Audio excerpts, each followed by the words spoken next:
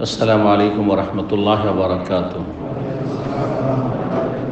إن الحمد لله نحمده ونستعينه ونستغفره ونعوذ بالله من شرور أنفسنا ومن سيئات أعمالنا.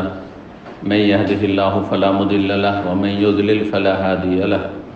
وأشهد أن لا إله إلا الله وحده لا شريك له وأشهد أن محمدا عبده ورسوله صلى الله تعالى عليه وعلى آله وصحبه وسلم تسليما كثيرا. أما بعد فقد قال الإمام البخاري رحمه الله تعالى: أبواب صلاة الخوف.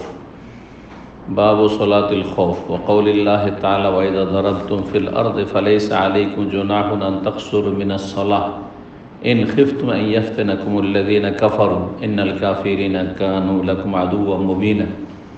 وإذا كنت فيهم فأقمت لهم الصلاة فلتقم طائفة منهم معك وليأخذوا أسلحتهم فإذا سجدوا فليكونوا من ورائكم ولتأت طائفة أخرى لم يصلوا فليصلوا معك وليأخذوا حذرهم وأسلحتهم. ود الذين كفروا لو تغفلون عن أسلحتكم وأمتعتكم فيميلون عليكم ميلة واحدة. ولا جناح عليكم إن كان بكم أذى من مطر أو كنتم مرضى أن تضعوا أسلحتكم وخذوا حذركم إن الله أعد للكافرين عذابا مهينا. قال حدثنا أبو اليمان قال أخبرنا شعيب عن الزهري سألت هل صلى النبي صلى الله عليه وسلم يعني صلاة الخوف؟ قال أخبرني سالم أن عبد الله بن عمر رضي الله تعالى عنهما قال غزوت مع النبي صلى الله عليه وسلم قبل نجد فوازينا العدو فصاففناهم فقام رسول الله صلى الله عليه وسلم يصلي لنا فقامت طائفة معه وأقبلت طائفة على العدو فركع رسول الله صلى الله عليه وسلم بمن معه وسجد سجدتين ثم انصرفوا مكان الطائفة التي لم تصلي فجاءوا فركع رسول الله صلى الله عليه وسلم بهم ركعة وسجد سجدتين ثم سلم فقام كل واحد منهم فركع لنفسه ركعة وسجد سجدتين. সম্মানিত ভাতৃমণ্ডলী, আল্লাহ রাব্বুল আলামিনের প্রশংসা এবং প্রিয় নবী সাল্লাল্লাহু আলাইহি সাল্লামের উপর সালাত ও সালামের পর আমাদের ধারাবাহিক আলোচনা সহিহুল বুখারী থেকে পর্ব হচ্ছে সলাতুল খৌফ, ভয় ভীতির সলাত। এতে আমরা ইনশাআল্লাহ তাআলা দুটি পর্বে শেষ করব, যদিও একটু লম্বা সময় থাকলে 1.5 ঘন্টার ভিতরে এক পর্বে শেষ করা যেত। তাড়াহুড়া না করে ইনশাআল্লাহ তাআলা বিস্তারিত একটু আলোচনা করব। আজকে এক পর্ব হবে আর আগামী জুমাতে ইনশাআল্লাহ তাআলা আল্লাহ তৌফিক দিলে দ্বিতীয় পর্ব শেষ করব। আল্লাহ রাব্বুল তৌফিক দান করুন। আমাদের হায়াতে সময়ে সব কিছুতে আল্লাহ রাব্বুল আলামিন বরকত দান করুন। যারা দিন শিখছেন, যারা দিন শিখাচ্ছেন, তাদেরকে আল্লাহ রাব্বুল সব দিক থেকে সার্বিক কল্যাণ দান করুন। আমিন। সমস্ত অনিষ্ট থেকে, বালা মুসিবত থেকে আল্লাহ হেফাজতে রাখুন। তো বিষয়বস্তু হচ্ছে আবওয়াব সলাতুল খৌফ। ইমাম বুখারী রাহিমাহুল্লাহ বলছেন, পর্ব নম্বর হচ্ছে 12 ইমাম বুখারী রাহিমাহুল্লাহ, আর এই পর্বের প্রথম অধ্যায় বাবু সলাতুল খৌফ। এই অধ্যায় হচ্ছে ভয় ভীতির সলাত সম্পর্কে। ভয় ভীতির সলাত, ভয় ভীতির নামাজ মানে কি? ভয়ের সময়ের নামাজ। ভয় মানে যে কোনো ভয় নয়। ভয় তো বিভিন্ন রকমের আছে, তাই না? মানুষেরও ভয় আছে, কাফের বলে তো ভয় আছে, অনেক মুসলিম বলেও ভয় আছে, জানের ভয় আছে। হ্যাঁ, অনেক মুসলিম হয়তো আপনার জানের শত্রু, আপনার পরিবারের শত্রু। তারপরে হিংস্র পশু বলেও তো ভয় আছে, তাই না? সাপ বিচ্ছু বলেও তো ভয় আছে। জিন শয়তানের তো ভয় পায় অনেকে। মানুষের মধ্যে ভয় বিভিন্ন ক্ষেত্রে কাজ করে। তো সব ভয়কে শামিল নয়। এই ভয় বলতে আল খৌফ মিনাল কুফার, কাফের, হারবি, যাদের সাথে কোনো রকমের নিরাপত্তার কোনো চুক্তি নেই, যারা মুসলিম বা ইসলামের বিরুদ্ধে যুদ্ধের ঘোষণা করে রেখেছে, যাদেরকে হারবি কাফের বলা হয়। কাফেরদের কয়েকটা ক্যাটাগরি আছে। সময়ের স্বল্পতার জন্য আজকে সেই বিষয়গুলি তুলে ধরার কোনো প্রয়োজন নেই, আমার বিভিন্ন আলোচনাতে আছে। কাফের কয়েক ভাগে বিভক্ত, অমুসলিম সবগুলি একই স্তরের নয়, বিভিন্ন স্তরের আছে। তো সবচেয়ে নিকৃষ্ট কাফের সবচেয়ে নিকৃষ্ট কাফের হচ্ছে মুরতাদ, জন্মসূত্রে মুসলিম, আর তারপরে ইসলাম থেকে ফিরে গেছে, ইসলাম থেকে মুরতাদ হওয়া ঘোষণা করেছে যে আমি মুসলিম না, আমি নাস্তিক। শুধু নাস্তিক ফতোয়াবাজি করলে হবে না, কারণ অনেকেই যদি কোনো রকম বিরোধ থাকে দিল নাস্তিক বলে, হ্যাঁ তাগুত নাস্তিক না, এইভাবে নাস্তিক হয় না। যদি নিজেই বলে আমি নাস্তিক, আমি আল্লাহ পরকাল মানি না, নিকৃষ্ট কাফের, সবচেয়ে খারাপ কাফের। ইমান ভঙ্গকারী কোনো কিছু যদি পাওয়া যায়, মুসলিম এমন কিছু আছে আকীদায় আমল যাতে ইমান নষ্ট হয়ে যায়, তাহলে মুরতাদ, ইসলামকে বহিষ্কৃতের কথা। জন্মসূত্রে মুসলিম আর সাবালক হওয়ার পরে কোনো এক সময় বলল যে আমি ইসলাম মানি না বা ইসলামকে নষ্ট করলো, সবচেয়ে নিকৃষ্ট কাফের। তার কোনো নিরাপত্তা নেই, তার দণ্ডবিধান হচ্ছে শরীয়তের মুরতাদের কি মৃত্যুদণ্ড, হ্যাঁ মৃত্যুদণ্ড। কিন্তু সেটা দেবে কে? জনগণ, গ্রামবাসী, মুফতি, আলেম, শেখ না, কেউ না, হারাম। একমাত্র মুসলিম সরকার দেবে, মুসলিম সরকারের ফরজ। আইনকে হাতে নেওয়া যাবে না। আর দ্বিতীয় নিকৃষ্ট কাফের হচ্ছে হারবি, যারা ইসলাম এবং মুসলিমদের বিরুদ্ধে যুদ্ধের ঘোষণা করে গেছে।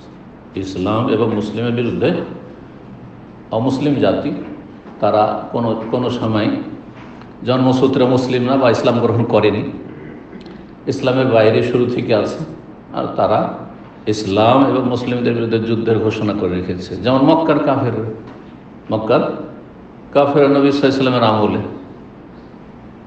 তারা যুদ্ধের ঘোষণা করেছিল কিনা? হ্যাঁ, নবী সাল্লাল্লাহু আলাইহি ওয়াসাল্লামের বিরুদ্ধে। নবী সাল্লাল্লাহু আলাইহি ওয়াসাল্লামকে মারতে তারা মরিয়া ছিল কিনা?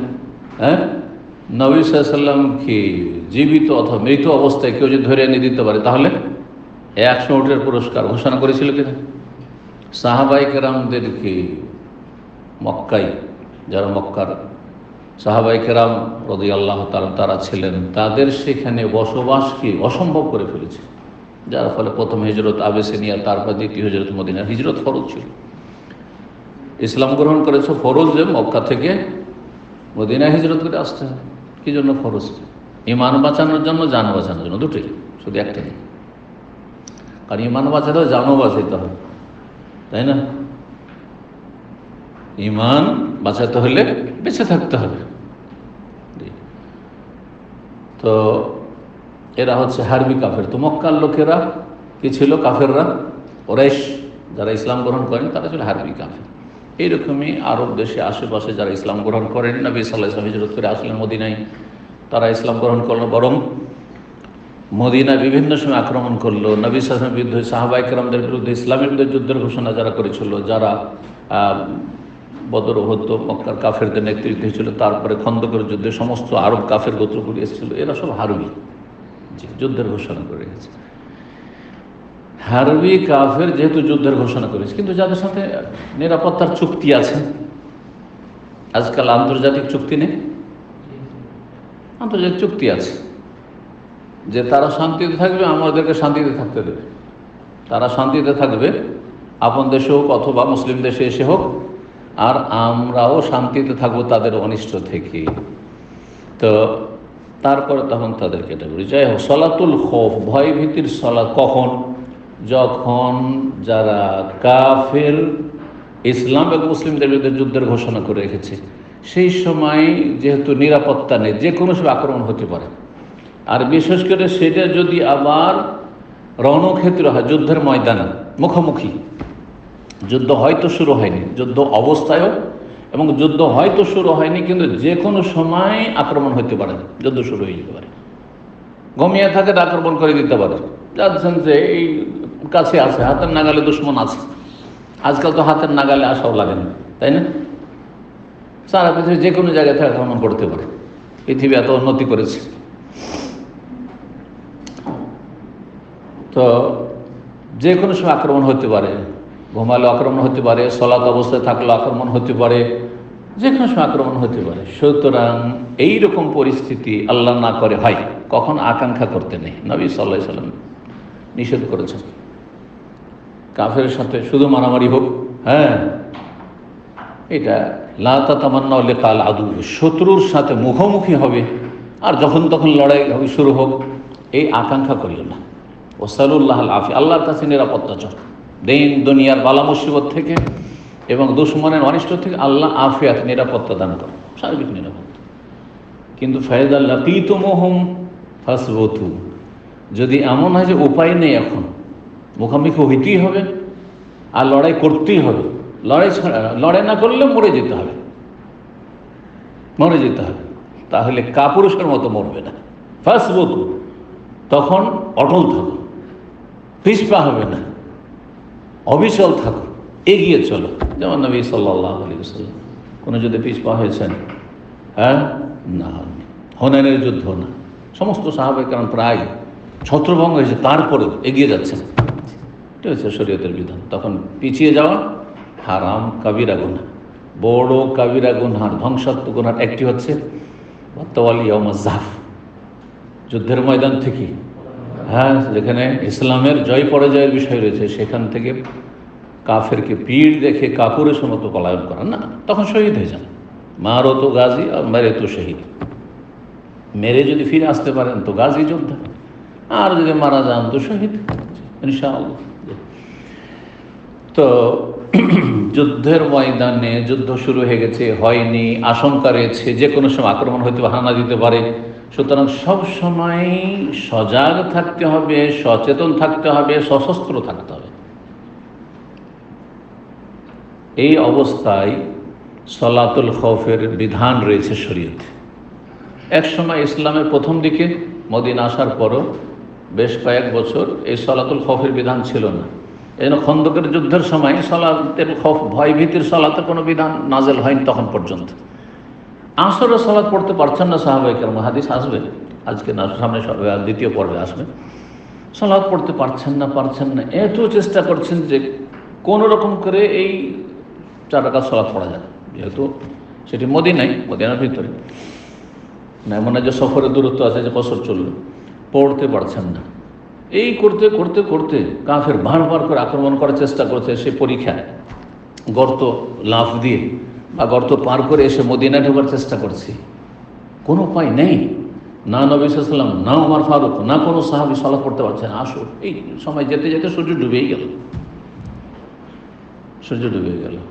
নবী সাল্লাল্লাহু, সাহাবায়ে কেরাম সূর্য ডুবার পরে আসর সালাত পড়েছেন ওই দিন। কিন্তু সালাতুল খৌফের বিধানের পরে এটা চলবে না, যে কোনো অবস্থায় আপনাকে কী করতে হবে? হ্যাঁ, সালাতুল খৌফ, ভয় ভীতির সালাত বিশেষ বিশেষ পদ্ধতিতে রয়েছে, অবস্থা বুঝে ব্যবস্থা। যখন যেমন অবস্থা তখন সেই নিয়মটি আপনি অনুসরণ করবেন, সেই পদ্ধতি অনুসরণ করবেন। এ হচ্ছে সালাতুল খৌফের বিধান। এবং সালাতুল খৌফ সম্পর্কে একটি ছোট্ট ভূমিকা, যাতে সহজে বুঝতে পারেন। সালাতুল খৌফের 6 থেকে 7টি পদ্ধতি রয়েছে। কেবলার দিকে যদি দুশ্মন থাকে তাহলে পদ্ধতি, ডানে বামে বা পিছনে থাকে তো অন্য পদ্ধতি, তারপরে কেবলার দিকে অথবা ডানে বামে থাকলেও কয়েকটি পদ্ধতি। এসব মিলিয়ে নবী সাল্লাল্লাহু আলাইহি ওয়াসাল্লামের সহিহ হাদিসে যতগুলি তরিকা বর্ণনা এসেছে, কিছু এসেছে সহিহ বুখারী মুসলিমে আর সুনানে আবু দাউদ, নাসাই, এগুলো মিলে এই 6 থেকে 7 রকম পদ্ধতি রয়েছে। যখন যে রকমের অবস্থা, যখন যে রকমের পরিস্থিতি, যখন যেই দিকে দুশ্মন রয়েছে আর দুশ্মনদের আক্রমণের ঝুঁকিটা কী ধরনের রয়েছে, এসব সামনে রেখে এই পদ্ধতিগুলি আপনি অনুসরণ করবেন। তবে যে কোনো এক পদ্ধতিতে যদি সালাতুল খৌফ কেউ আদায় করে তো সেটা শুদ্ধ জায়েজ। এই মর্মে ইমাম ইবনুল কাইয়িম রাহিমাহুল্লাহ জাদুল মাদে বিস্তারিত আলোচনা করেছেন। সংক্ষিপ্ত জাদুল মাদের মধ্যে দার্স হচ্ছে, ওতে সংক্ষিপ্ত একটা দার্স এটা আলোচনা করেছে, কিন্তু বিস্তারিত আলোচনা মূল জাদুল মাদে রয়েছে। ইমাম আহমদ রাহিমাহুল্লাহ এই সমস্ত হাদিসগুলি নিয়ে এসে বলেছেন যে সালাতুল খৌফ সম্পর্কে 6 থেকে 7টি পদ্ধতি বর্ণিত হয়েছে সহিহ হাদিসে। সেগুলির যে কোনো কুল্লুহা জায়েজা, সবগুলি জায়েজ। যে কোনো একটি অবলম্বন করে আপনি যদি সালাতুল খৌফ আদায় করেন সেটা জায়েজ। সালাতুল খৌফের বিধান কোরআনে কারীমের আয়াত দ্বারাও প্রমাণিত, ভয়ভীতির সালাত, আর অনেকগুলি হাদিস দ্বারাও প্রমাণিত। এর দলিল কোরআনে কারিমে রয়েছে আর সহিহ হাদিসে রয়েছে। সূরা নিসার আয়াত নম্বর 101 থেকে শুরু করে 102, এতে রয়েছে প্রথম কসরের সালাতের কথা, আর তারপরে দুশ্মন বলে, কাফের দুশ্মন বলে যদি ভয় ভীতি থাকে তাহলে সেই সালাতের কথা রয়েছে।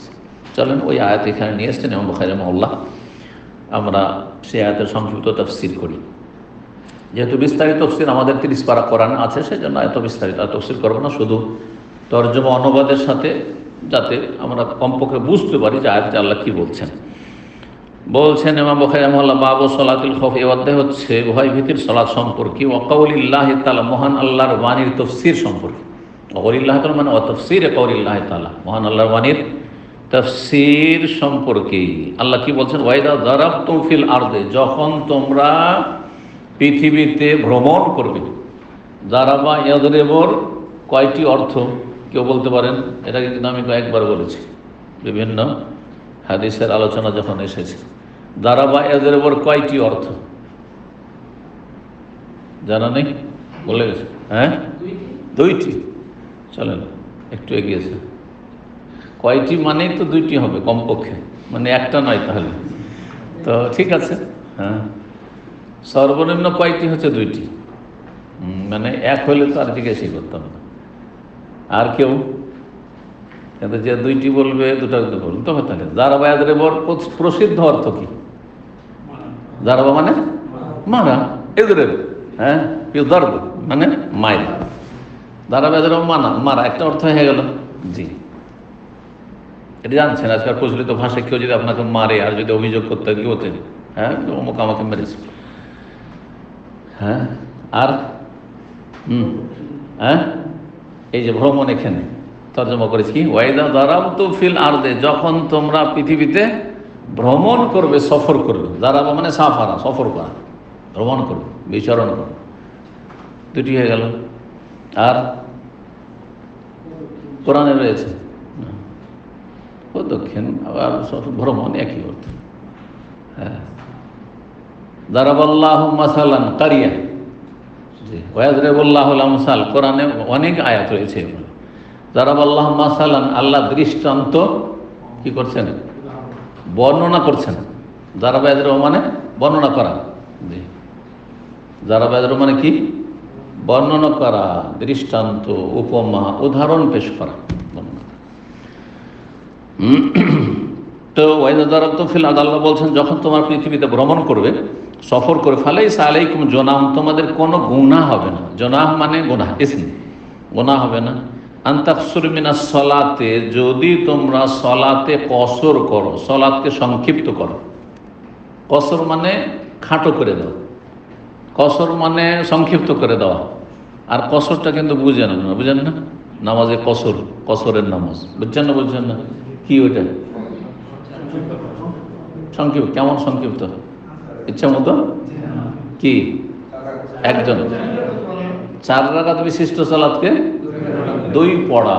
যদি কেউ সফরে থাকে তো সফরের বিধান হচ্ছে 4 রাকাত, শুধু সফরের বিধান। সফর ছাড়া অসুস্থ অবস্থায় চলবে না, বৃষ্টির অবস্থায় চলবে না, হ্যাঁ, দুশ্মনের ভয় ভীতির সময় চলবে না, হ্যাঁ, কখনো চলবে না। বাড়িতে থাকলে চলবে না, মুকিম অবস্থায় চলবে না। কথা কিসে চলবে? সফরে থাকলে। শুধুমাত্র সফরের বিধান হচ্ছে কিরকম বিধান? ফরজ বিধান না সুন্নাত বিধান? কেউ কেউ বলেছেন যে কসর করা ওয়াজিব, হানাফি মাযহাবে কসর করা ওয়াজিব, যার ফলে আমাদের দেশের মানুষরা খুব বেশি পেরেশানিতে থাকে। কোনো জায়গায় গেল আর সফরের দূরত্বে পৌঁছিলাম না, নামাজ হইল কি হইল না, কসর করব না বা পুরা করব, এই পেরেশানিতে থাকে। এই পেরেশানি হবেই না, কারণ অধিকাংশ আইম্মা ইকরাম, ওলামা ইকরামদের মতে, শাফি মাযহাবে, মালিকি মাযহাবে, হাম্বলি মাযহাবে, আহলে হাদিস, মুহাদ্দিসিন, সালাফ, সমস্ত ওলামাদের কাছে কসর করা হচ্ছে উত্তম সুন্নাত, উত্তম, করলে ভালো। আল্লাহ ছাড় দিয়েছেন, ছাড়টা নিয়ে নিন। যেমন কেউ দাওয়াত দিয়েছেন, দাওয়াত কবুল করা ওয়াজিব, ওয়াজিব না। একমাত্র ওলিমার দাওয়াত কবুল করা ওয়াজিব, ওলামারা বলেছেন। বিয়ের যদি ওলিমা উপলক্ষে, তাও মেয়ে পক্ষের না, হ্যাঁ, মেয়ে পক্ষ দাওয়াত দিয়েছে না, ওটা ওলিমাই না। সুতরাং ওই দাওয়াত কবুল করা ওয়াজিব না, জায়েজ কোনো রকম হয়তো। তাও যদি সেটা পরিস্থিতির চাপে, সমাজের চাপে দেয়, তো ওইরকম দাওয়াতে যাবেন না, যে না আপনার এ বোঝা, এ কুসংস্কার উঠান, আপনার জুলুম হচ্ছে। যাই হোক, এমনি দাওয়াত আজকে রাতে সব আপনাদের দাওয়াত দিচ্ছে। হ্যাঁ, যেমন খাবার আছে, খাওয়া দাওয়া করে যাবেন, এটাই দাওয়াত। দাসের পরে দাওয়াত না, খাওয়া যে দাওয়াত কবুল করেন, না ভাই আমি খাবো না, জায়েজ। উত্তম যে দাওয়াত যখন দিচ্ছে খেয়ে দিয়ে যাবে, বুঝছেন না? ঠিক তেমনি নবী সাল্লাল্লাহু আলাইহি ওয়াসাল্লাম বলেছেন যে আল্লাহ যখন কসর করেছেন, এটি আল্লাহর পক্ষ থেকে সাদাকা, সাদাকাতুন তাসাদ্দাকা আল্লাহু আলাইকুম, আল্লাহ তোমাদের উপর এটা দান খায়রাত করেছেন, সাদকা করেছেন। ফাকবালু সাদাকাতাহু, আল্লাহর সাদকাকে কি করো, কবুল করো। আপনাদের মধ্যে ধরেন আল্লাহ না করে এরকম লোক থাকে যে কাজকর্ম কিছুই নেই, কাজকর্ম নেই, পকেটে পয়সা নেই, কিচ্ছু নেই, সাদকা নেওয়া যায় কিনা? তাকে যদি কেউ 100 রিয়াল দেবে, না ভাই নিব না, জরুরি যে নিতে হবে, না অভাব আছে, নেন, দিচ্ছে তো, আমি নেব না, আল্লাহ ভরসা, যখন যখন সময় আসবে আল্লাহর প্রতি অকল করবো, আমি পয়সা নেব না, সাদকা নেব না। নাজায়েজ কাজ করলো, ঠিক তেমনই কেউ যদি কসম না করে কোনো নাজায়েজ কাজ করলো, পয়েন্টটা বুঝে নেন। কারণ যেহেতু আমাদের দেশের সিংহভাগ মানুষ হানাফি, ওদের মজহাবে এটিকে ওয়াজিব, যার ফলে ওরা খুব পেরেশানিতে থাকে। এই পেরেশানি আপনাদের মুক্ত করে দিলাম। যেখানে সন্দেহ হবে, আমি এখান থেকে জোবাইল যাচ্ছি, এখান থেকে আবকিক যাচ্ছি, এগুলোতে একটু সন্দেহ, আল্লাহ চলে গেলে তো আর সন্দেহ নাই, যে সফর হয়ে গেল। রাস্তা নোড়া যাচ্ছি, সফর ধরবো নাই, হ্যাঁ 60-70-এর মধ্যে আছি, তো সফর ধরবো না, সফর ধরবো না, যখন সন্দেহ হবে তখন কি করবেন? নিশ্চিত হচ্ছে 4 রাকাত, আর সন্দেহ হচ্ছে 4 যদি ফরজ আর 2 পড়ি তো আল্লাহ কবুল করবেন না। সুতরাং আপনি সন্দেহ মুক্ত হয়ে যাবেন। কি পড়বেন তাহলে? যেখানে সন্দেহ সেখানে পুরা নামাজ পড়েন, যেখানে সন্দেহ হবে সেখানে পুরো সালাত পড়ে নেন। 4 দিনের পরে ইখতিলাফি মাসলা, এক জায়গায় 4 দিনের বেশি যদি থাকার আপনি নিয়ত করেন যে আমি মক্কা যাচ্ছি, মক্কাতে 5 দিন থাকবো, তাহলে কসর চলবে না। এটি হচ্ছে সবচেয়ে সতর্কতামূলক মত, সবচেয়ে প্রসিদ্ধ মত, আর এটি অধিকাংশ আইমায়ে কেরামদের মত। এতে সাবধানতা আছে। একটি মত হচ্ছে 15 দিন হানাফি মাযহাব, আর একটি মত হচ্ছে 19 দিন, আর একটি মত হচ্ছে যে আপনার যেখানে আপনি অস্থায়ী, কোনো ঠিক নেই কখন যে চলে যেতে পারে, সেখানে মুসাফির। সুতরাং যারা একামাওয়ালা লোক, যে কোনো সময় এক্সিট লেগে যেতে পারে, আপনারা মুসাফির। একটি মত যেখানে 25 বছর 30 বছর আছেন, তারপরও একটি মত এমনও আছে যে আপনাদের যেহেতু কোনো ঠিকানা নেই, যে কোনো সময় এক্সিট লাগিয়ে দিতে পারে মালিক, ঠিক না? সেদিন আপনার মুসাফির। শেখ ইবনে উসাইমিন রাহিমাহুল্লাহর মত ঠিক, যে যারা বিভিন্ন দেশে লেখাপড়া করার জন্য যাচ্ছে, 2 বছর 4 বছর 5 বছর মুসাফির, কিন্তু গ্রহণযোগ্য মত নয় সেটি। কি করবেন? কসর করতে থাকবেন। তাই বলে শেখ ইবনে উসাইমিনের ফতোয়া নিয়ে মদিনার বসে 4 বছর পড়ে যান, কসর করতে থাকবো নাকি? এখানে একামা নিয়ে আছেন 2 বছর, 1 বছর একামা রিনওয়াল হয়েছে, একামা হয়ে গেছে, তারপর কসর করতে থাকবেন না, মোটেই নেবেন না। এটা কারণ সন্দেহপূর্ণ। 19 দিন সেটাও নেব না।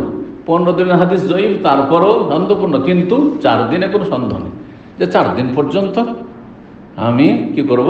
কসর করব। বুঝতে পারছেন কথা? সব সময় ইবাদত বন্দির ক্ষেত্রে কি করবেন? সতর্কতা অবলম্বন করবেন। একটি কায়দা, নীতিমালা আমার কাছ থেকে শিখে নেন। শেখের হাজার হাজার মাসাইলে আপনার জীবনে সমস্যার সমাধান আপনার কাজে লাগবে। ফেতরা আদসা না একসা? একসা সন্দেহ নেই, কারণ একসা সেটা, আর ওটাকে আধাসা করে দেওয়া সন্দেহপূর্ণ। হানাফি মাযহাব আদসা, তাহলে সন্দেহপূর্ণ, ঠিক না? সুতরাং আমি আদসা দেবো না, কি দেবো? একসা দেবো। ফেতরা টাকা দিয়ে দেওয়া যাবে কিনা? সন্দেহপূর্ণ, কারণ একদল বলছেন যে নবী সাল্লাল্লাহু আলাইহি ওয়াসাল্লাম একজন সাহাবীও টাকা দেন, সুতরাং আপনি টাকা কেন দিবেন? হবে না।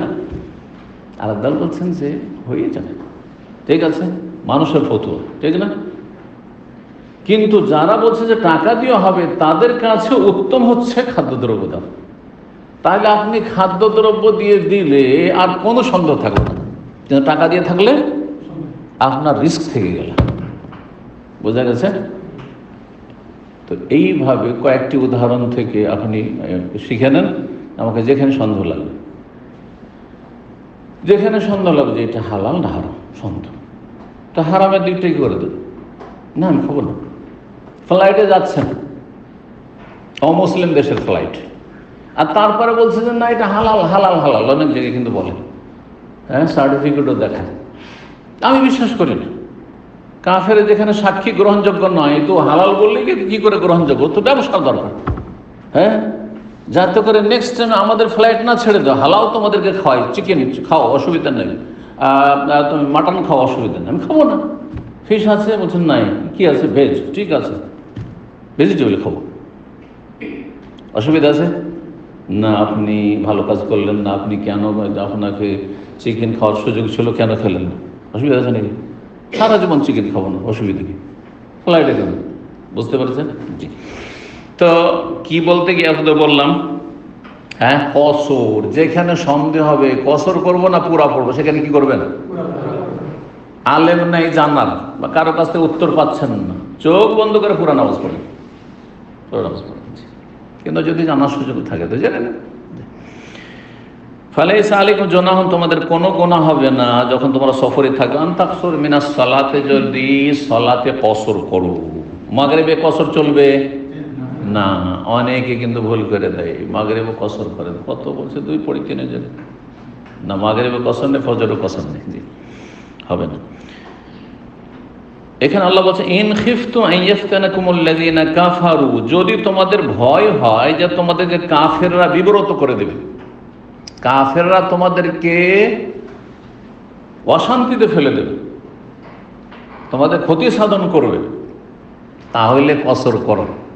কেমন কথা? তাহলে বোঝা যাচ্ছে যে আজকাল যে অধিকাংশ জায়গায় সফর করতে গিয়ে এমন কোনো রকমের আশঙ্কা নেই, দুশমনের ভয় নেই, কাফের ভয় নেই, তাহলে কসর চলবে না।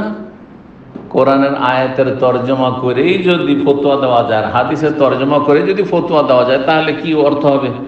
ফালাইসা আলাইকুম জুনাহুন আন তাকসুরু মিনাস সালাতি, কসর করলে কোনো গুনাহ হবে না। ইন খিফতুম আন ইয়াফতানাকুমুল্লাযীনা কাফারু, যদি তোমাদের আশঙ্কা হয় যে কাফেররা তোমাদেরকে ফিতনায় লিপ্ত করে দিবে, তোমাদেরকে অশান্তিতে ফেলে দিবে, তোমাদের আক্রমণ করে দেবে, এই ভয় হচ্ছে, তখন কসর করবে। তাহলে নিরাপদ সফর যদি হয়, মুসলিম দেশের সফর অথবা অমুসলিম দেশে, কিন্তু সেখানে জানমালের নিরাপত্তা রয়েছে, সব জার্নি করতে গিয়ে কোনো আশঙ্কা নেই,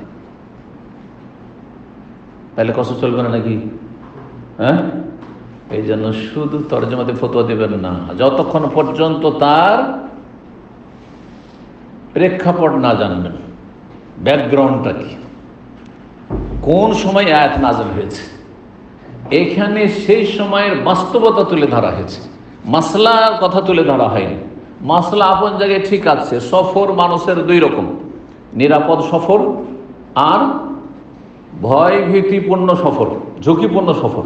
দুশমনের ভয় আছে এমনও সফর হতে পারে, আবার দুশমনের ভয় নাও থাকতে পারে, এরকমও সফর হতে পারে। সর্ব অবস্থায় কি চলবে? সফর হলে কসর চলবে। কিন্তু আল্লাহ কেন বললেন যদি কাফেরের ভয় থাকে তাহলে কসর করবে? এটা মাসলা বলা না, এটা কি এসছে? বাস্তবতা তুলে ধরা হয়েছে। তখনকার প্রেক্ষাপটটা, যখন আয়াত নাযিল হলো তখন কি অবস্থা ছিল? তখন আরব দেশে কোনো মুসলিম যদি মদিনা থেকে এদিক ওদিক সফর করে, নিরাপদ ছিল? মোটেই নিরাপদ ছিল। বাস্তবতা তুলে ধরা হয়েছে জন্য বললাম। সাহাবায়ে কেরামরা এই প্রশ্ন উত্তোলন করেছেন যে এখন তার কোনো ভয় নেই, মক্কা বিজয় হয়ে গেছে, আর আরব দেশ থেকে কাফের মুশরিক সব নিশ্চিহ্ন হয়ে নির্মূল হয়ে গেছে, সুতরাং কসর চলবে কেন? বলুন, সাহাবায়ে কেরামদের এই ক্ষেত্রে ইজমা, কসর চলবে। হ্যাঁ জি, নবী সাল্লাল্লাহু আলাইহি ওয়াসাল্লাম সেই শিক্ষা দিয়েছেন। ইন্নাল কাফিরিনা কানু লাকুম আদুওয়ান মুবিনা, কারণ কাফেররা তোমাদের প্রকাশ্য শত্রু, কাফের অবিশ্বাসী তোমাদের প্রকাশ্য শত্রু। কাফের কখনো আপনার মিত্র হতে পারে না, যে কোনো স্তরে কাফের। দেখেন নাস্তিক মুসলিম সমাজের যেসব মুনাফিক, ওরা কিন্তু অন্য ধর্মের বিরুদ্ধে বলে না, যা কিছুই বলে ইসলামের বিরুদ্ধে বলে, প্রকাশ্য শত্রু। জিন শয়তানের আর মানুষ শয়তানের, শুধু মুমিন মুসলিমের আর ইসলামের আল্লাহর দিনের শত্রু, তারা অন্য কোনো ধর্মের শত্রু না।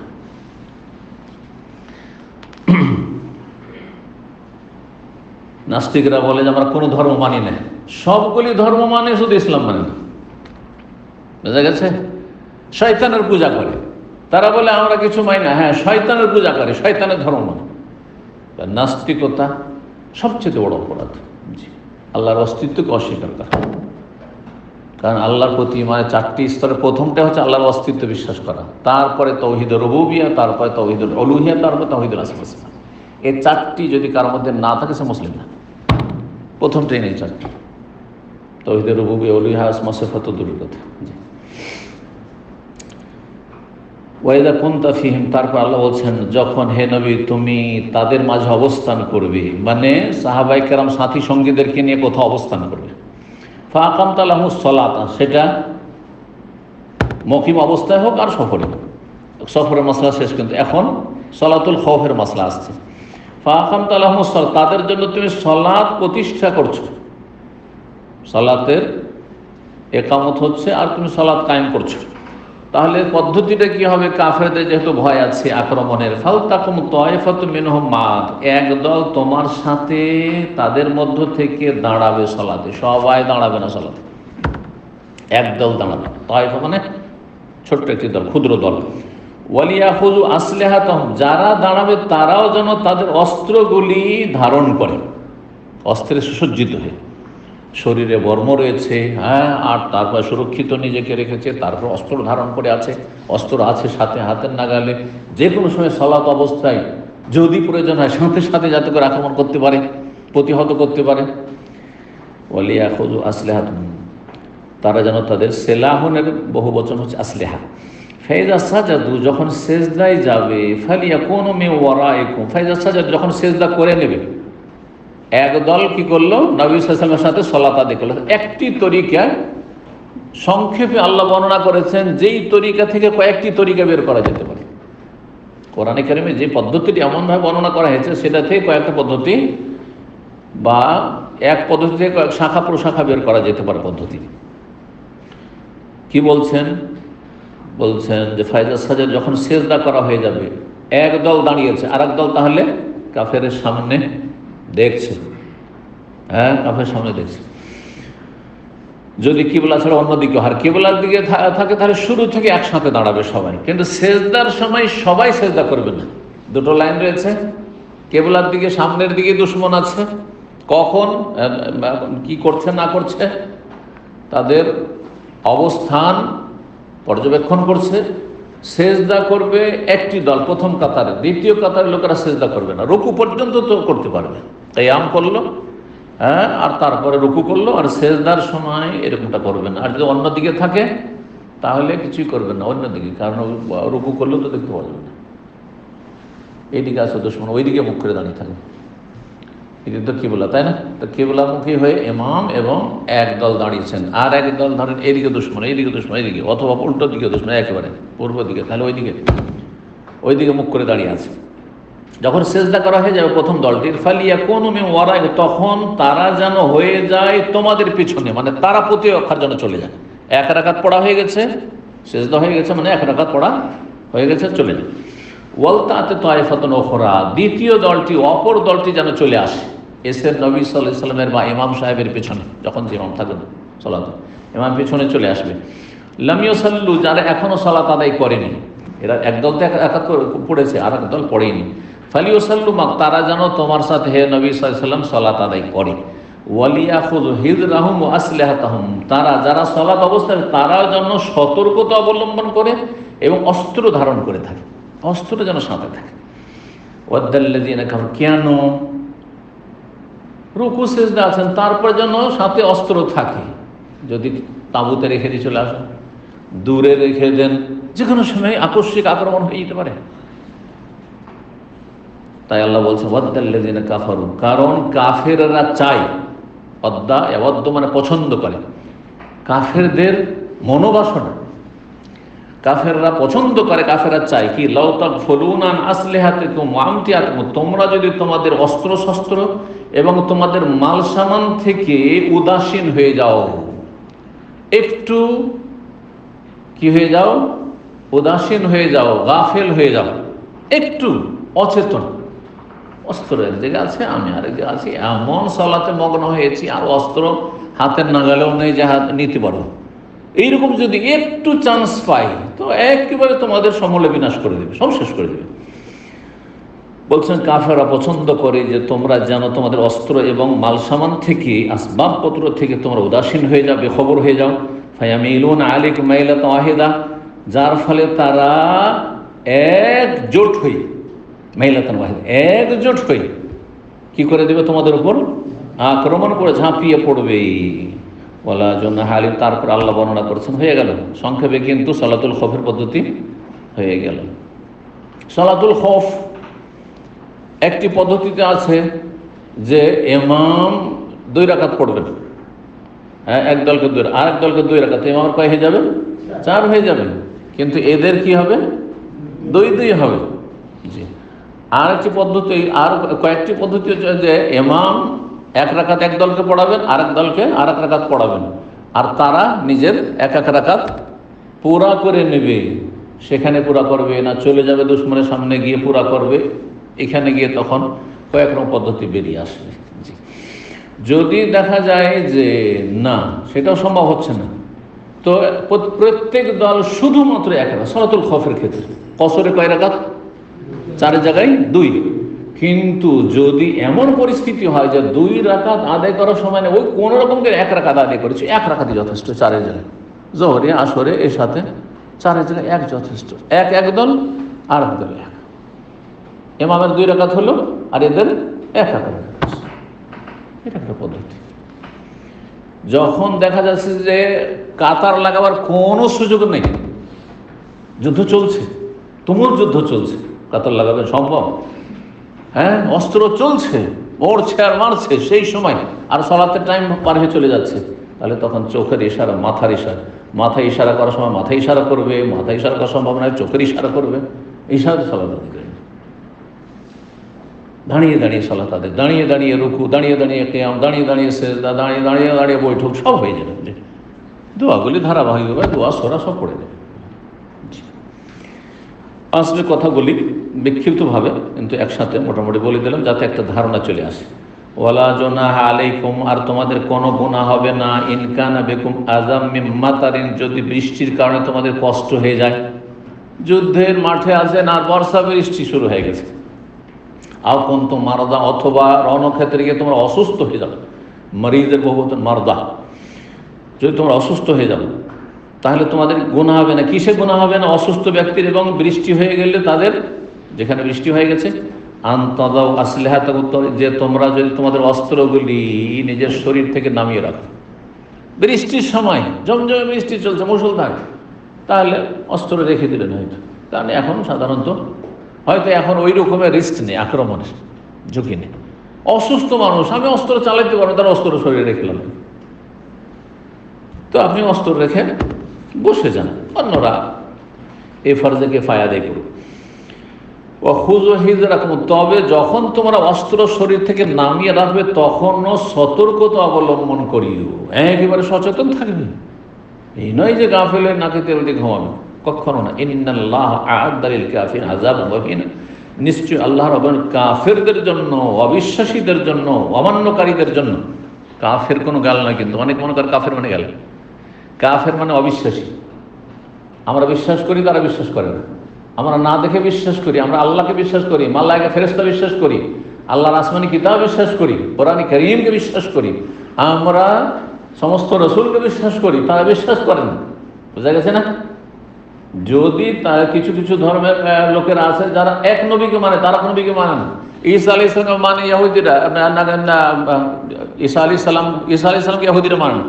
খ্রিস্টানরা মুসা আলাইহিস সালামকে মানে, ঈসা আলাইহিস সালামকে মানে, কিন্তু এরা ইহুদিরা মুসা আলাইহিস সালামকে মানে, যদিও বিকৃত ধর্ম, আর ঈসা আলাইহিস সালাম করে যারা শুনতেন নাউযুবিল্লাহ, আর মুহাম্মদ সাল্লাল্লাহু আলাইহি ওয়াসাল্লামকে তো মানে না, বলে যে ও তো আরো উম্মিনদের নবী, আমাদের নবী। উম্মি যারা নিরক্ষর তাদের জন্য, আরবদের জন্য এসছে শুধু। হ্যাঁ, তো একজন নবী রসুলকে অস্বীকার করলে কাফের হয়ে যায়। এমনকি মুসলিমের সন্তান যদি বলে আমি মুসাকে মানি না, কাফের, মুরতাদ। ঈসা আলাইহিস সালাম মানি, কাফের। দেখেন ইসলামের সৌন্দর্য দেখেন, লা নুফাররিকু বাইনা আহাদিন মির রাসূলি, আল্লাহ রসুলগণের মাঝে কোনো তারতম্য করে, পার্থক্য করে না। যেমন মানি মুহাম্মদ সাল্লাল্লাহু আলাইহি ওয়াসাল্লামকে, তেমন মানি ইব্রাহিম আলাইহিস সালাম, তেমন মানি নূহ আলাইহিস সালাম, তেমন মানি মুসা, ঈসা, ইসহাক, আইয়ুব, ইউসুফ, সমস্ত নবী রাসূলকে, ইয়াহইয়া, যাকারিয়া, সমস্ত আম্বিয়া রাসূলকে মানি। যাদের নাম জানি 25 জন নাম ধরে মানি, আর যাদের নাম জানি না আরো নবী রাসূল এসেছেন জানি না, যদি নবী হয় তার মানি। তো যারা মানে তারা হচ্ছে মুসলিম, মুমিন, বিশ্বাসী, আত্মসমর্পণকারী। তাদের নাম হচ্ছে মুমিন মানে বিশ্বাসী, আর মুসলিম মানে সারেন্ডার করে, আত্মসমর্পণ, আল্লাহর বিধানের সামনে শির নত করে মেনে নিলেন, সেই জন্য আপনার নাম মুসলিম, মুমিন। আর কাফের কোনো গাল নাই। কাফের মানে অবিশ্বাসী, কাফের মানে অমান্যকারী, হ্যাঁ, অস্বীকারী। জি, কাফেরদের জন্য আল্লাহ প্রস্তুত করে রেখেছেন আযাব মহিনা, লাঞ্ছনা কর শাস্তি। এমন শাস্তি আল্লাহ জাহান্নামে তৈরি করেছেন, কবরের আযাব তৈরি করে রেখেছেন, যাতে তারা লাঞ্ছিত, অপদস্থ হবে, তাদের সাহায্যকারী কেউ থাকবে না। কিন্তু সেটা দুনিয়াতে যদি বুঝতে পারতো, তাহলে একটিও কেউ কাফের থাকতো না, আর একটিও অসৎ থাকতো না। আল্লাহ রাব্বুল পরীক্ষাই তাহলে আর হইতো না। পরীক্ষা কি হতো? কেউ স্বেচ্ছায় বিশ্বাস করলো, কে নিরুপায় হয়ে, উপায় নাস্তিক, সেজন্য বিশ্বাস করলো, তাই না? এই জন্য আল্লাহ বাধ্য করেননি, দেখিয়ে দেননি। কবর আযাব যদি একবারে দেখিয়ে দেয়, তো সারা বিশ্বের যত মুসলিম আছে কোনো বেনামাজি থাকবে? দৌড় দিবে সব মসজিদে, তাই না? তাহলে তো পরীক্ষা হলো না, ফেল। কিসে পরীক্ষা হইল? ভালো মন্দ সমান। যে মেহনত করলো সেও পাস, আর যে মেহনত করলো না, হ্যাঁ, পাপিষ্ঠ, সেও পাস। আল্লাহ তা চাননি। দেখা যাচ্ছে লিয়ামিজ আল্লাহুল খাবিস মিনাত তাইয়্যিব, কে খাবিস নোংরা পাপিষ্ঠ, আর কে তাইয়্যিব পাক পবিত্র, আল্লাহ পার্থক্য করে দিতে চান, স্পষ্ট করে দিতে চান। জি, আল্লাহর পর যেন তার পরীক্ষায় পাশ করার তৌফিক দান করেন। আয়াতের আলোচনাতে বেশ লম্বা আলোচনা হয়ে গেল, প্রায় 40 মিনিট চলে গেছে। 942 নম্বর হাদিস বর্ণনা করছেন ইমাম যুহরি রাহিমাহুল্লাহ, প্রখ্যাত তাবেঈ। তিনি বলছেন, বরং তার ছাত্র শুআইব বলছেন, সাআলতুহু, আমি ইমাম যুহরিকে জিজ্ঞেস করলাম, হাল সাল্লান নবী সাল্লাল্লাহু আলাইহি ওয়াসাল্লাম সালাতুল খাউফ, নবী সাল্লাল্লাহু আলাইহি ওয়াসাল্লাম কি ভয় ভীতির সালাত পড়েছেন? তাবেঈকে জিজ্ঞেস করছেন তার ছাত্র, তাবেঈ, কি যে নবী সাল্লাল্লাহু আলাইহি ওয়াসাল্লাম তার জীবদ্দশায় দুশমনের ভয় ভীতির সালাত কি পড়েছেন? ইয়ানি মানে অর্থাৎ সালাতুল খাউফ। কালা, তখন জোহরি তাবেঈ তো নবী সাল্লাল্লাহু আলাইহি ওয়াসাল্লামকে দেখেননি, না দেখেছেন? তাবেঈ কাকে বলে? যে কোনো একজন বা একাধিক সাহাবীর সাথে সাক্ষাৎ করেছেন ইমানের অবস্থায়। তো তিনি বলছেন যে আখবারানি সালেমন, আমাকে সালেম জানিয়েছেন। সালেম ও তাবেঈ, জোহরি তাবেঈ, হ্যাঁ, মধ্যম শ্রেণীর তাবেঈ। তাবেঈদের 3টে স্তর রয়েছে, ছোট, আর মাঝারি, আর সিনিয়র। যেমন আপনাদের মধ্যে 3 রকম মানুষ আছে না? যে কোনো জায়গার মানুষকে 3 ভাগে ভাগ করতে পারেন, হ্যাঁ, ফার্স্ট ক্লাস, সেকেন্ড ক্লাস, আর সাধারণ ক্লাস একটা। আবার আমাদের দেশে থার্ড ক্লাসটাকে গাল মনে করে, সেই জন্য থার্ড ক্লাস বললাম না, বুঝছেন? সেই জন্য থার্ড ক্লাস মানে গাল মনে করেছে। 3rd বললেও গাল মনে করে, তৃতীয় পক্ষ, অথচ বাংলা বলছেন তো গাল মনে করছেন না। ভাষা না জানলে যেটা হয়, যদি বললে হ্যাঁ থার্ড পার্টি বা কিছু এরকম, হ্যাঁ, তাহলে মাইন্ড করে নেবে। কিন্তু তৃতীয় পক্ষ, সালিস, বিচারকে সালিস বলছে না, তৃতীয় পক্ষ তো। এই পক্ষেরও না, এই পক্ষ না, পক্ষ বিপক্ষ কোনো দিকে না, নিউট্রাল। এটা হচ্ছে সালিস, তৃতীয় পক্ষ। জি, তো সালেম বিন আব্দুল্লাহ বিন ওমর, সাহাবীর ছেলে, সিনিয়র তাবেঈ, হ্যাঁ, সিনিয়র তাবেঈ। তিনি বলছেন যে আমার আব্বা আব্দুল্লাহ বিন ওমর রাদিয়াল্লাহু তাআলা আনহুমা, তিনি বলেছেন, মানে আমার আব্বা সাহাবী, বর্ণনা করে সাহাবী ইবনে সাহাবী, গাযাওতু মান নবী কিবালা নাজদিন, আমি যুদ্ধ করেছি নবী সাল্লাল্লাহু আলাইহি ওয়াসাল্লামের সাথে নাজদের এলাকায়, নাজদের দিকে। নাজদ কোন এলাকা? মদিনা থেকে বেরিয়ে যখন আল কাসিম আসলেন, এই দিক থেকে শুরু করে রিয়াজ এবং আল খার, যেসব এলাকা, সব নাজদ এগুলো। এর মধ্যে যতগুলি আজকালকার শহর রয়েছে সব নাজদ।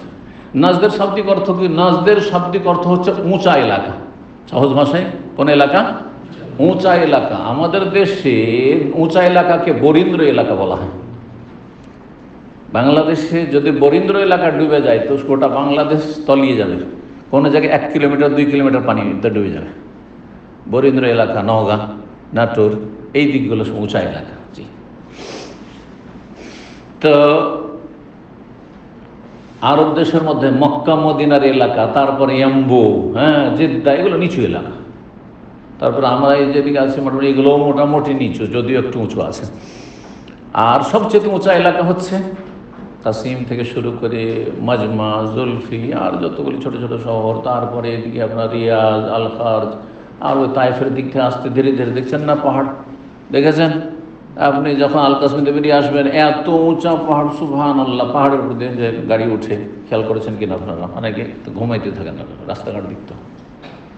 অনেক কিছু দিন দুনিয়ার জ্ঞান হাসিল হয়, তারপর আল্লাহ রাব্বুল কুদরতের কথা অনেক চিন্তা করে মানুষ ঈমান তাজা করতে পারে যে আল্লাহর জমিন কি কত রকমের আল্লাহ রাব্বুল আলামিন জমিন পৃথিবীতে রেখেছেন।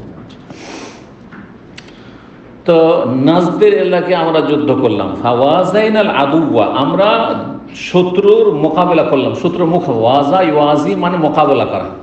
মোকাবেলা কিন্তু বাংলায় আরবি শব্দ, কিন্তু বাংলায় ব্যবহার হয় না, মুখোমুখি হইলাম। ফাসাফাফনাহুম, তাদের সামনে আমরা সারিবদ্ধ হইলাম, কাতারবদ্ধ হইলাম, যুদ্ধের জন্য প্রস্তুতি। এখন সালাতের সময় হয়ে গেছে, সালাতুল খৌফের বিধান নাযিল হলো। ফাকামা রাসূলুল্লাহ সাল্লাল্লাহু আলাইহি ওয়াসাল্লাম, তখন রাসূলুল্লাহ দাঁড়ালেন আমাদের সালাত পড়াইতে, ইমামতি করতে। ফাকামাত তায়েফাতুম মাহু, নবী সাল্লাল্লাহু আলাইহি ওয়াসাল্লামের সাথে একটি দল দাঁড়িয়ে গেল সালাতে। ওয়া আকবালাত তায়েফাতুন আল আদুবে, আর একটি দল দুশমনের সামনে এসে দাঁড়িয়ে গেল। দুশমন তখন কিবলার দিকে ছিল না, দুশমন ডানে অথবা বাম দিকে ছিল, সেই জন্য সেখানে গিয়ে একবার দুশমনের সামনে সারিবদ্ধ হয়ে দাঁড়িয়ে গেল তারা, যাতে করে দুশমন দেখলে বুঝতে পারে যে আমাদের সামনে রেডি আছে অস্ত্র নিয়ে, সুতরাং কাছে যাওয়া যাবে না। ফারাকা রাসূলুল্লাহ সাল্লাল্লাহু আলাইহি ওয়াসাল্লাম মাহু, যারা নবী সাল্লাল্লাহু আলাইহি ওয়াসাল্লামের সাথে যে দলটি ছিল সেই দলকে নিয়ে রুকু করলেন রাসূলুল্লাহ, ওয়াসাজাদা, সাজদাতে দুটো সেজদা করলেন, মানে এক রাকাত সালাত আদায় করলেন। তাদেরকে কি করলেন? এক রাকাত সালাত আদায় করলেন। সুম্মান সারাফু, তারপরে এই এক রাকাত যারা আদায় করলেন এই দলটি ফিরে আসলেন কোন জায়গায়? মাকানাত তায়েফা, সেই দলটির জায়গায়, আল্লাতী লাম তুসাল্লি, যারা এখনো সালাত আদায় করেনি। তার মানে তাদের কয় রাকাত হলো? এক রাকাত হলো। ফাজাউ, এখানে গিয়ে দুটো পদ্ধতি রয়েছে। একটি হচ্ছে এক রাকাত যখন আদায় করা হয়ে গেল তারপরে তারা চলে আসলো ওখান থেকে, এক রাকাত রেখে চলে, শুধু এক রাকাত পড়ে চলে আসলো। আর তারপরে এসে যুদ্ধ এর সামনে দাঁড়িয়ে আছে, একা একা নিজে একা পড়ে নিল। যেমন আমরা মসবুক হইলে, পিছিয়ে গেলে ইমামের সালাম ফেরার পরে নিজের নামাজ পড়ি, তখন কিন্তু আর জামাত ধরে থাকিনি, তাই না? কেউ আগে পরে, ওইভাবে আদায় করে নিলাম দুশমনের সামনে গিয়ে। এটা একটা তরিকা। আর একটা তরিকা হচ্ছে ওইখানে দাঁড়িয়ে নবী সাল্লাল্লাহু আলাইহি ওয়াসাল্লাম এক রাকাত যখন পড়া হলো বসে গেলেন, নবী সাল্লাল্লাহু আলাইহি ওয়াসাল্লাম বসে থাকলেন, আর যে দলটি এক রাকাত পড়েছে তারা আর এক রাকাত ওইখানেই পুরা করে নিল। কয় রাকাত হয়ে গেল? ওইখানেই 2 রাকাত হয়ে গেল। তারপরে সালাম ফিরিয়ে চলে আসলেন, নবী সাল্লাল্লাহু আলাইহি ওয়াসাল্লাম বসে থাকলেন। যখন আরেকটি দল আসলো তাদেরকে আর এক রাকাত পড়াইলেন, আর পড়িয়ে দেওয়ার পরে নবী সাল্লাল্লাহু আলাইহি ওয়াসাল্লাম কয় রাকাত হলো? 2 রাকাত। কিন্তু এই দলটির এক রাকাত, যে দলটি পড়েছে তাদের এক রাকাত হয়েছে। তাহলে তখন বসে থাকলেন নবী সাল্লাল্লাহু আলাইহি ওয়াসাল্লাম। ওদের যখন আর এক রাকাত পুরা করা শেষ হলো তখন সবাইকে নিয়ে একসাথে সালাম ফিরে। এইভাবে 6টি 7টি তরিকা রয়েছে। তো দ্বিতীয় দলটির কাছে প্রথম দলটি ফিরে চলে গেলেন। ফাজাও, তারা আসলো যারা পড়েনি সালাত। ফারাকা রাসূলুল্লাহ বিহিম রাকাতান, এক রাকাত পড়লেন, মানে একটি রুকু করলেন। ওয়াসাজাদা, সাজদাতে 2 সিজদা করলেন। সুম্মা সাল্লাম, তারপর সালাম ফিরে দিলেন। ফাকামা কুল্লু ওয়াহিদিন, তারপরে প্রত্যেকে, 2 দলের প্রত্যেকে দাঁড়িয়ে গেল সবাই। ফারাকা লিনাফসি রাকাতান, একটি রুকু সবাই করলেন। ওয়াসাজাদা, 2 সিজদা করে নিলেন, মানে নিজে এক রাকাত করে কাজা পুরা করে নিলেন, যেমন মসবুক ব্যক্তি আমরা করে থাকি। এই ছিল একটি তরিকা যা বর্ণনা করলেন। 2 নম্বর অধ্যায় হচ্ছে বাবু সালাতুল খৌফ। এই অধ্যায় হচ্ছে ভয় ভীতির সালাত। রেজালান ওয়া রুকবান, রেজালান রাজেলের বহুবচন, মানে পদাতিক ব্যক্তির। পদাতিক কাকে বলে? পায়ে হাঁটা ব্যক্তি। রিজিল মানে পা, আর যে পায়ে হাঁটে তাকে রাজেল বলা হয়। আর তার বহুবচন হচ্ছে রেজাল। রেজাল মানে রাজলেরও বহুবচন রেজাল হয়, মানে পুরুষগণ। আবার রাজেলের বহুবচন রেজাল। এই যে ফাইন খিফতুম, তোমাদের যদি ভয় হয় যে নামাজ শুরু করা যাবেই না এইভাবে জামাত সহ, রিজালান আও রুকবান, পদাতিক অবস্থায় হোক, পায়ে হাঁট চলতে সালাত আদায় করা। রুকবান, বাহনে, ওটের পিঠে, ঘোড়ার পিঠে চড়ে আছে, ওই অবস্থায় সালাত আদায় করা। তো বলছেন যে ভয়ভীতির সালাত আদায় করবে যে পায়ে হেঁটে। স্থল সেনাবাহিনী পায়ে হাঁটছে সামনের দিকে, দুশ্মনের দিকে, দুশ্মনকে তাড়া করছে আর সালাত আদায় করছে, টাইম চলে যায়, সালাত আদায় করছে আর দুশ্মনকে তাড়ছে, আগে পিছে হচ্ছে। অরুকবানান অথবা বাহনে চেপে আছে, যে কোনো বাহন হইতে পারে। সেই যুগের বাহন ছিল হয় উটের পিঠে, না হলে ঘোড়ার পিঠে। কিন্তু এখন কেউ ধরেন যুদ্ধ জাহাজে থাকতে পারে, কেউ হেলিকপ্টারে থাকতে পারে, কেউ আর কোথাও থাকতে পারে, জমিনে থাকতে পারে। জি, রাজেল, যে রাজেল বলছে কায়েম মানে দাঁড়ানো ব্যক্তি, রাজেল মানে দাঁড়ানো ব্যক্তি, মানে পায়ে হেঁটে যে চলছে।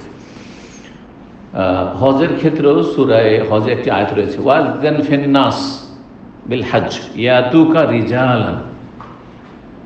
হে নবী সাল্লাল্লাহু আলাইহি ওয়াসাল্লাম, তুমি হজের ঘোষণা করে দাও জনগণের মাঝে, ইয়াতুকা তোমার কাছে তারা আসবে, রিজালান পায়ে হেঁটে।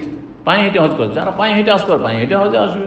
অনেক সাহাবায়ে কেরাম পায়ে হেঁটে হজ করেছেন, কাছের লোকের, এখনো মক্কার আশপাশের লোকের পায়ে হেঁটে হেঁটে আরামে চলে যায়। হ্যাঁ, আমরাও মক্কা পৌঁছে যাওয়ার পরে আর গাড়ি সাধারণত ছাত্র জীবনে ব্যবহার করিনি, পায়ে হেঁটে মেনা থেকে 9 তারিখে হাঁটতে শুরু করলাম, আরাফা চলে গেলাম, আবার আরাফা থেকে হেঁটে রাতে মুজদালিফা চলে আসলাম, মুজদালিফা থেকে সকালে আবার মেনা হেঁটে চলে আসলাম, মেনা থেকে আবার মক্কা হেঁটে চলে আসলাম। আর খুব নিরুপায় হলে শেষখানে আর চলছে না শরীর, তখন হয়তো গাড়িতে চেপেছি। পায়ে হেঁটে মেনা থেকে 40 মিনিটের মধ্যে মক্কা আসা যায় সুরঙ্গ দিয়ে। আর একবার বা একাধিকবার এরকম হয়েছে যে বাসে চাপলাম তো 30-40 টাকা দিয়ে। হ্যাঁ, 40 টাকা দিয়ে বাসে, অনেক আগের কথা বলছি, 20 বছর আগের কথা বলছি, তারও আগে। তারপর 5 ঘন্টা। আর নিয়ে গিয়ে আসল মেনাতে নামাইলো না, নিয়ে গিয়ে ওই যে এক্সটেনশন মেনার ওই পাশে কোন দিকে পাহাড়ের ওই দিকে নামিয়ে দিল, আবার হাঁটতে আরও 2 কিলোমিটার ওই দিক থেকে ঘুরে এসে মেনায় গেল। কী যে মুসিবত! তো এইসব অভিজ্ঞতা না থাকলে মানুষ মনে করবে যে গাড়িতে চেপে যায় ভদ্রলোকই করে, মনে হয় খুব আরামে হজটা করে নেবো, আর উল্টো বিপদে পড়বে অনেক সময়। যদি শরীর চলে তাহলে হেঁটেই কাজগুলি সারা ভালো।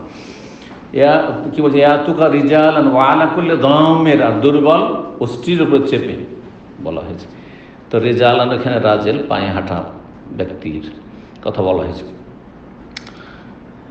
943 নম্বর হাদিস বলছেন আব্দুল বিন উমর রাদিয়াল্লাহু তাআলা আনহু হতে বর্ণিত, নাহবান মিন কওলি মুজাহিদ, যেমন মুজাহিদ বর্ণনা করেছেন তাবেঈ তেমনি নাফে বর্ণনা করেছেন। বলছে ইযা ইখতালাতু কিয়ামান, যখন একাকার হয়ে যাবে দাঁড়িয়ে।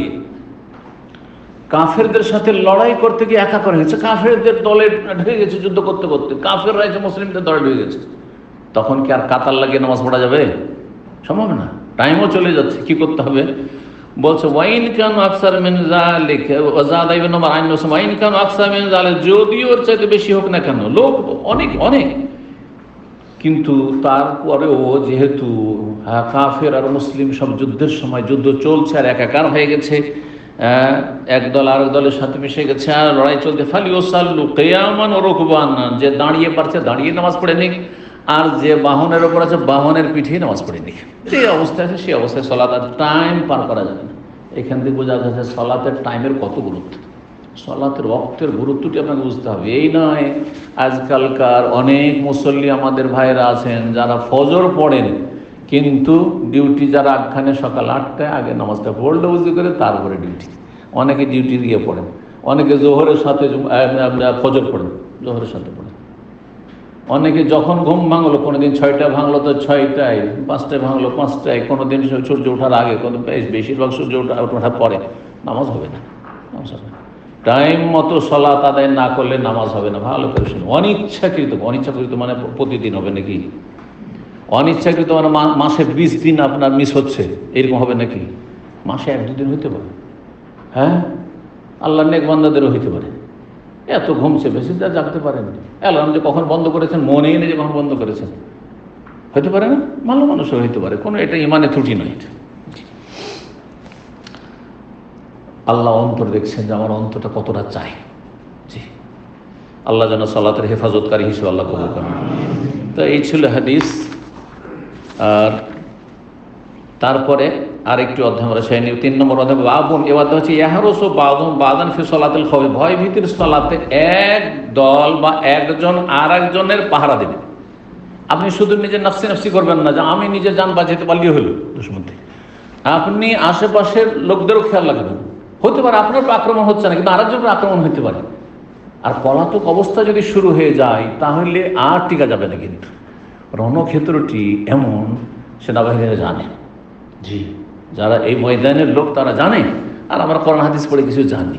এই জন্য এত বড় কাবিরা গুনাহ, যুদ্ধের ময়দান থেকে একজন পালে এত বড় কেন কাবিরা গুনাহ? এই জন্য আপনার একজনের পালানোর কারণে কি হয়ে যাবে, এমন ভীতি সঞ্চার হয়ে যায় মানুষের অন্তরে যে আর বাঁচবো না, পালা। হ্যাঁ, একজন পালা, সবাই পালা, সব পালিয়ে যাবে। জিতে যাওয়া ময়দান কাফেরদের দখলে চলে যাবে, দুশমনের দলে চলে যাবে, দখলে চলে যাবে। যার ফলে এত বড় অপরাধী একজন আরেকজনের যেন পাহারা দেয় সালাতুল খৌফের অবস্থায়, সে একদল আরেক দলের হোক অথবা একজন আরেকজন, সবার জন্য খেয়াল রাখে। 944 নম্বর হাদিস বর্ণনা করেছেন ইমাম জুহরি, উবাইদুল্লাহ বিন আব্দুল্লাহ বিন উতবা তাবেঈ, উতবা বিন মাসউদ, আব্দুল্লাহ বিন মাসউদের ভাই উতবা, তার বংশোদ্ভূত উবাইদুল্লাহ বিন আব্দুল্লাহ প্রখ্যাত তাবেঈ এবং বড় ইমাম ছিলেন তাবেঈনদের জামানা। ইবনে আব্বাস রাদিয়াল্লাহু তাআলা আনহু বর্ণনা করছেন, বলছেন কামান নবী সাল্লাল্লাহু আলাইহি ওয়াসাল্লাম দাঁড়ালেন সালাতে, ফাকামান নাসু মাহু, লোকেরাও সাহাবায়ে কেরামগণও দাঁড়ালেন নবী সাল্লাল্লাহু আলাইহি ওয়াসাল্লাম। ফাকাব্বারা, নবী সাল্লাল্লাহু আলাইহি ওয়াসাল্লাম তাকবীরে তাহরিমা বললেন, ওয়াকাব্বারু মাহু, সাহাবায়ে কেরাম তাকবীরে তাহরিমা তার সাথে বললেন। ওয়ারাকা, রুকু করলেন নবী সাল্লাল্লাহু আলাইহি ওয়াসাল্লাম। ওয়ারাকা নাসু মিনহুম, একদল রুকু করলেন। এখানে পদ্ধতি আলাদা। হ্যাঁ, তাহলে দুই দল, এখানে সামনে কিবলার দিকে কি আছে, শত্রু আছে, কিবলার দিকে শত্রু আছে। পুরো দল যত যত আপনার মুজাহিদিন আছে, সেনাবাহিনী আছে, সবাই দাঁড়িয়ে গেছে। রুকু পর্যন্ত একসাথে সবাই রুকু করলো, রুকু না কিয়াম পর্যন্ত। তারপরে এই তরিকাতে রয়েছে, রুকু করলেন নবী যখন, তখন রাকা নাসুম মিনহুম, একদল রুকু করলেন। ওয়া সাজাদা, সুম্মা সাজাদা, নবী সিজদা করলেন, তার সাথে ওই একটি দল সিজদা করলেন। সুম্মা কামালি সানিয়াতে, দ্বিতীয় রাকাতের জন্য দাঁড়ালেন। ফাকামাল্লাযিনা সাজাদু মাহু, নবী সাল্লাল্লাহু আলাইহি যারা সেজদা করেছিলেন তারা দাঁড়িয়ে গেলেন, মানে চলে গেলেন সেখান থেকে। হারাসু ইখওয়ানহুম, তাদের ভাইদের পাহারা দিতে লাগলেন। যারা প্রথম কি করেছেন, কিয়াম করে নিয়েছেন আর রুকু সিজদা করে নিয়েছেন, তারা দ্বিতীয় রাকাতের বেলা পাহারা দিতে লাগলেন। এরা তখন বাকি নামাজটা পড়তে লাগলেন, কিন্তু দাঁড়িয়েছেন একসাথে, তাকবীরে তাহরিমা একসাথে আর সূরা কিরাত একসাথে। কারণ কিবলার দিকেই কি রয়েছে, দুশমন। কিবলার দিকে যদি দুশমন থাকে তো ইমামেরও নজরে রয়েছে, প্রথম কাতারের লোকেরও নজর রয়েছে, দ্বিতীয় কাতারের লোকের নজর রয়েছে। সেই জন্য এই পদ্ধতিটা সেখানে অবলম্বন করা উত্তম। একসাথেই তাকবীরে তাহরিমা সকলে করবেন।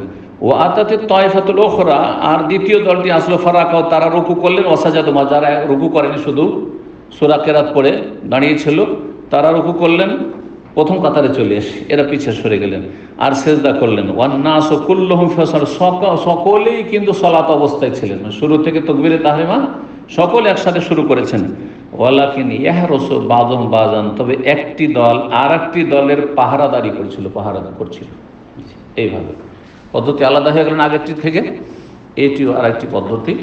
এখানে আজকের আলোচনা ক্ষান্ত করছি। আল্লাহ রাব্বুল আলামিনের কাছে দোয়া করে আল্লাহ যেন কবুল করেন, এবং আল্লাহ রাব্বুল আলামিনের কাছে দোয়া করে আল্লাহ আমাদের আপনাদের সকলকে যেন সুস্থ রাখেন, নিরাপদ রাখেন, বালা মুসিবত মুক্ত রাখেন, সার্বিক দিক থেকে আল্লাহ হেফাজত করেন, সার্বিক দিক থেকে আল্লাহ যেন বরকত দান করেন, সমস্ত অনিষ্ট থেকে আল্লাহ যেন সুরক্ষিত রাখেন, হেফাজতে রাখেন।